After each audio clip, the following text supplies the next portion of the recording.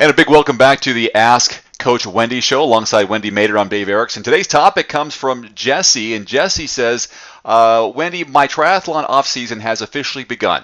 My friends say I should start adding balance and flexibility exercises to my weekly routines and workouts.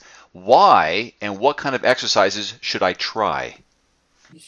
Well, I think when you talk about balance and flexibility, that also equates to doing core stability movements. So you want to work on hip mobility. So you want to make your hips more mobile, which is the stability component.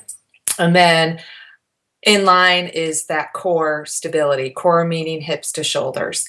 So why should you do that? Like most triathletes, we're used to going forwards and backwards. We're not really used to going sides to sides. And we often develop a muscle imbalance because of that. So when you are doing balance drills or core movements and hip mobility movements, then you're an overall well-rounded athlete and you're working on those stabilizers. You're working on those little tiny muscles that are going to hold the big muscles together and make them stronger. Not really hold them together, but you know what I mean. You're going to make them a little bit stronger. So, types of exercises you can do.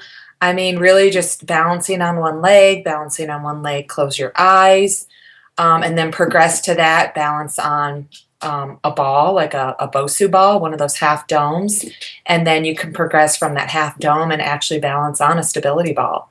I can't stand on a stability ball, but I can definitely just go on one, straddle one with my knees, and I'm working on my balance that way, working on my hips, working on my core. So anything you do with a balance ball or stability ball is going to engage the core and work on balance. Well, that's an all-in-one type of device you can use, whether it's a full ball or the half dome ball. You Right. can also do it in a push-up position. Right. Just going in a plank.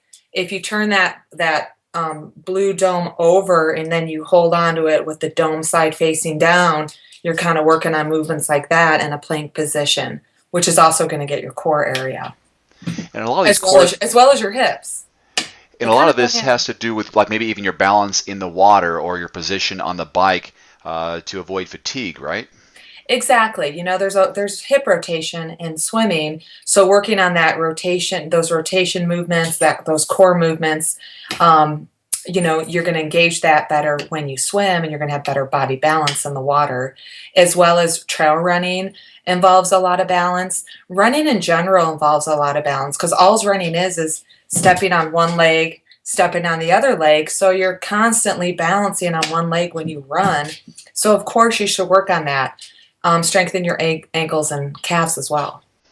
How about the injury prevention method behind all of this? Because I know if you like to talk about going forward and backwards a lot of the time, but let's say in a race or in an activity, you happen to jolt or have to juke left or right. If you're not strong enough, boom, couldn't that be the weakest link and now you're out? Oh, exactly. How many times have I heard people twisting their ankles?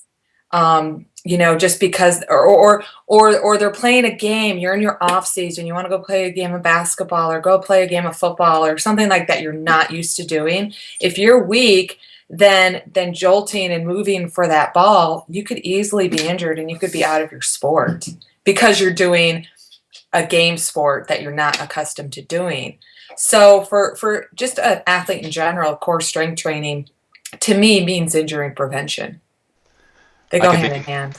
I can think about that even like if I were to play basketball in the off season, my knees and joints aren't prepared for that because all I've done is go in a straight line the last 6 to 8 months. Exactly. I can go hike. I can go do, a 10-hour event like an Ironman and then go for a 2-hour hike up and down a mountain. And I'm so sore because I'm using muscles that I don't use when I swim, bike, and run. Swimming, biking, and running, you would think hits all the target muscles, but they don't hit those little stabilizers that often can become very weak and sore if you don't do movements to target them. I know something you are a big proponent of and actually teach it is that's TRX, TRX, yeah. those strap type of workouts. Would that also be something you can incorporate?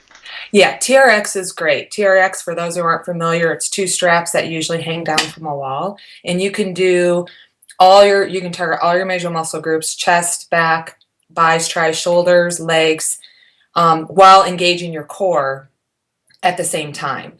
So all the movements that you can do on a TRX, you're always focused on that core engagement. So I think that's a very functional way to create that injury prevention and core hip program that we're talking about.